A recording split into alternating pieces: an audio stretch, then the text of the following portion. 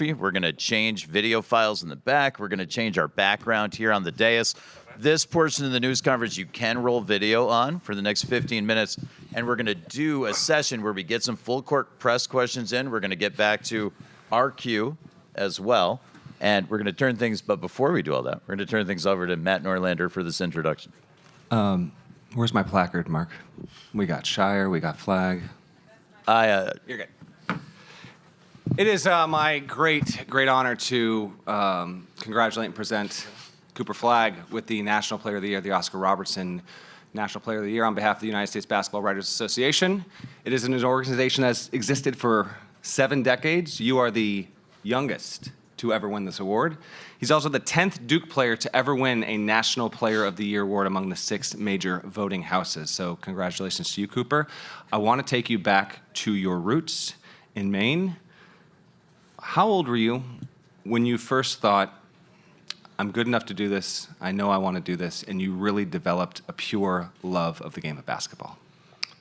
I would say it's 2 different things of knowing I could do this and this is what I wanted to do, and then having a love for the game. I think I always, just loved to compete, loved to play basketball from a really young age. As soon as I picked up a ball and was able to start playing, and then as far as an age when I knew I could do it. I don't really know. I always believed in myself, and I always just let the work show itself and just put in all the hours.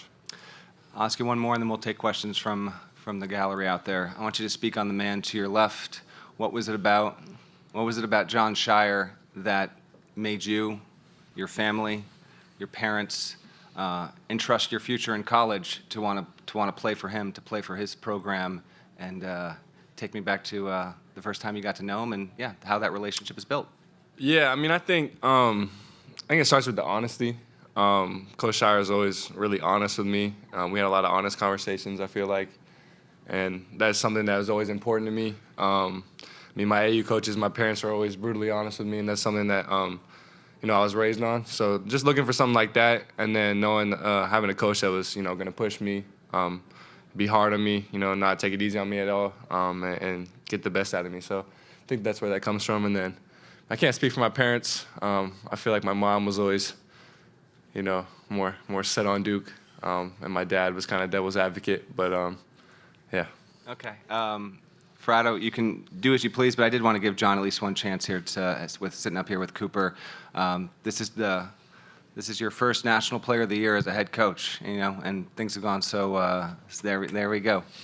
To experience this moment right here, right now, with him next to you, you got a huge game tomorrow night, but just what does it mean to you as a coach to have had the pleasure to get to coach this guy and the whole team leading up to the big game tomorrow night? Well, for me, we'll be ready to go tomorrow night and all that, but I do think just so proud of this guy, and what he's done. I have to remind myself it's a year early. Like, he should be graduating high school now, and so to have the season that he's had, I think the stats speak for itself.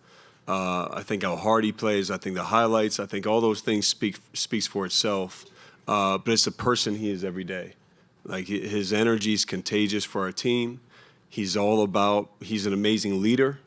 The job he's done in the classroom at Duke, just everything he does has taken our program to a new height this year. And he's humble, and up here he's humble. Behind behind the scenes not as much, which I'm good with. That's what I want.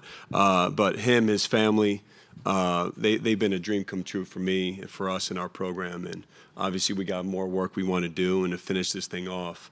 But couldn't happen to a better guy, and couldn't be more proud of this guy next to me. All right, Questions for Cooper or Coach Flagg? Or Coach Scheyer. We're going to go to the. Congratulations to Cooper. You're now the head coach at Duke. Promoted. On the right side, let's get back to our questions. I guess for former head coach now, Scheyer. Coach, I want to ask you about a former player and current coach, Justin Robinson. Obviously, he's coming home to San Antonio. He's from here. You recruited him when he was 14, and then he left to go be a pro, and you recruited him back to your coaching staff. What is it about his work ethic and what he brings to your team that you wanted on this staff, and why have you kind of invested so much time into him? Well, Justin, to see his journey at Duke first and foremost. 5 years at Duke. We recruited him as a walk-on. He could barely walk and chew gum at the same time when he got to us. By the end, he's starting. That team that year, I thought, had a great chance to make a run. He was a starter and doing a great job. And then obviously COVID and all that happened. Played professionally, always kept in touch, and he was as smart as anybody I've ever coached, knowing every scouting report, technique, all of that. And so I always thought he'd be great at this. And so told him, when the time comes, want you back here. And he's been a great guy to have. Just he can get into practice, he can block shots, he can move still. But just his knowledge for the game has been awesome for us to have, and then the experience of a foreign player. On the left, Eddie. Hi, it's Eddie Pels from AP. Congratulations, Cooper.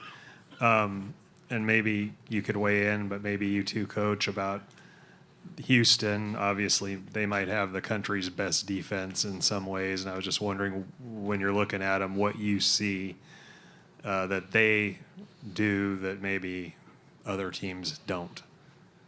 Yeah, I mean, I think you have to give them a lot of credit for what they've been able to do all year long with the pressure and the effort that they play with every single night. I think that's the biggest thing that, from watching all the film and whatnot, just seeing the amount of effort and pressure they're able to put on teams is the biggest thing that I've seen so far. Well, I would just say, been fortunate or not fortunate to coach against these guys a couple times. One in a scrimmage, and then last year in the Sweet 16. But just watching them on film, any Coach Sampson team, you talk about 5 guys moving as one on defense. They're the epitome of that. Whenever something's happening, you see 5 guys always moving.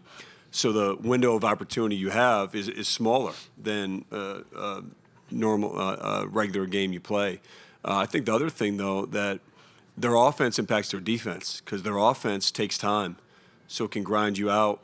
So all of a sudden you can be playing more time defending than you do, on the offensive end. So I think it goes hand in hand with what they do on offense and their defense. But they have good individual defenders.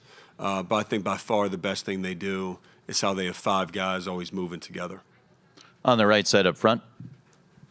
Hey Cooper, Joshua here from IUND. The title that has been following you around this year is the youngest ever.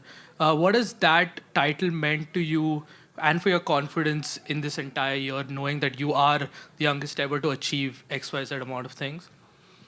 I mean, I think it's pretty cool, but I think it just, speaks to the opportunity I've been given, the work that I've put in, and then, my teammates, coaches for just putting me in great positions all year long, great situations, and just letting me be me and letting me do what I do. On the right side of the aisle, we'll use the back left microphone for Lindsay. Lindsay Schnell, The Athletic. Cooper, I'm guessing you heard my question to Coach Scheyer, because I think you were probably back there, about your mom promising to get a tattoo if you guys win the national championship. She told us that you get to design it and decide where it goes, but not on her face.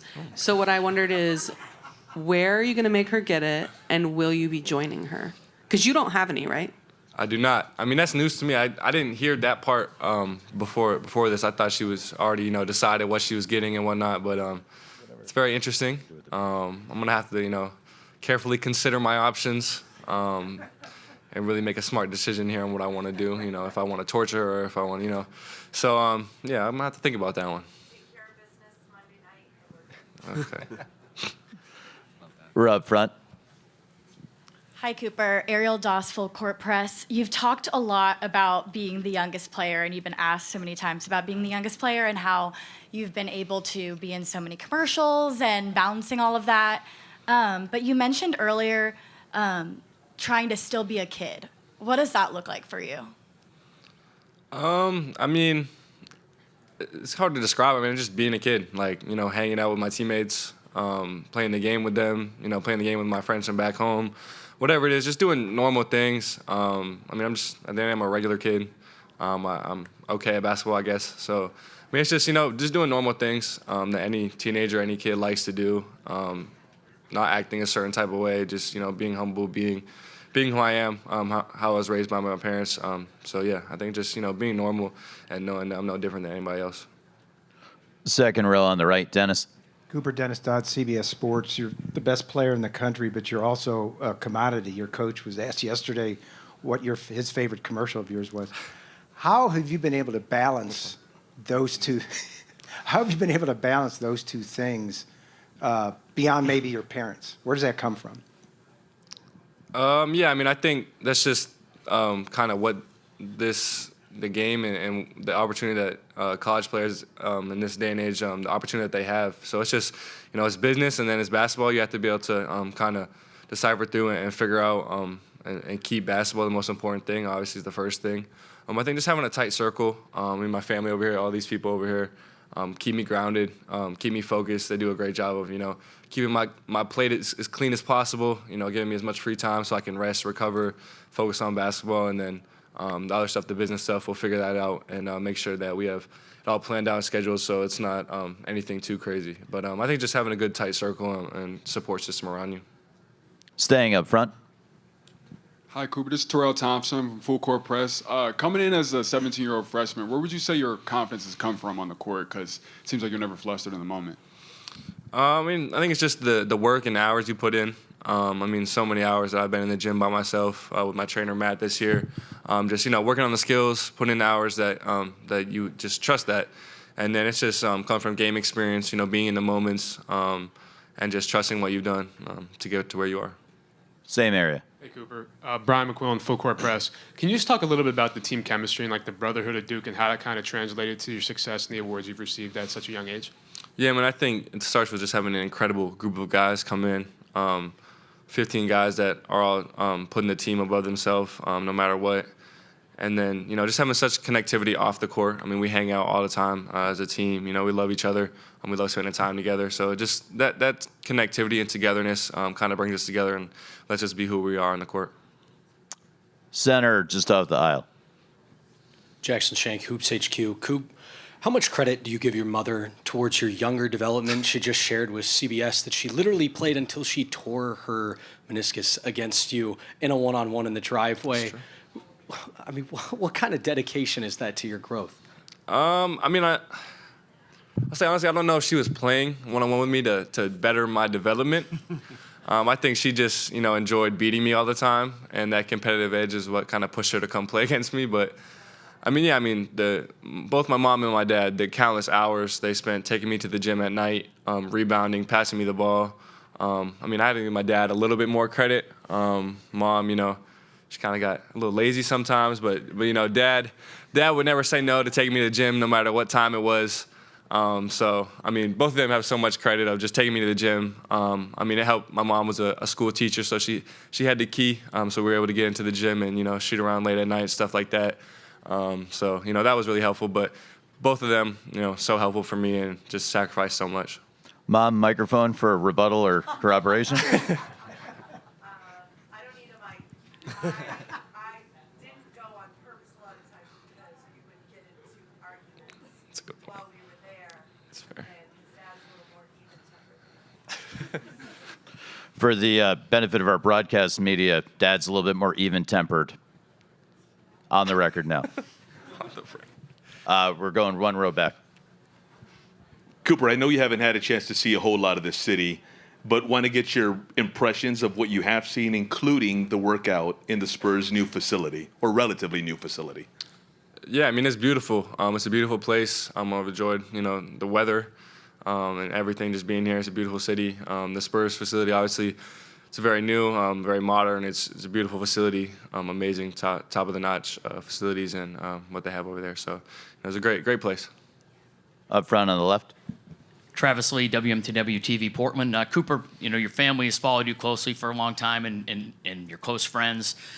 What do you say about the followers you have that have kind of extended outside of that have really, been everywhere to follow you in the last year plus? How does that make you feel? And how often, someone references, hey, I know someone from Norwich walked who knows you, or your family, or your mom, or your dad, or, a cousin, or whatever it is. Yeah, it's incredible. It's been an incredible support from all over the country, but in particular the New England region and things like that. There's two things I can look back to so far that were huge. The main event last year when we went back up to Maine and we're able to sell out the huge gym there, and just the support that we felt. And then even this year, Boston College, there was a huge main population of people that made that drive to come up and watch me. So just, that support means a lot to me, and it travels really well, and I see it all over the place, and it's just, it gives me a lot of confidence and a great feeling. To the right of the aisle.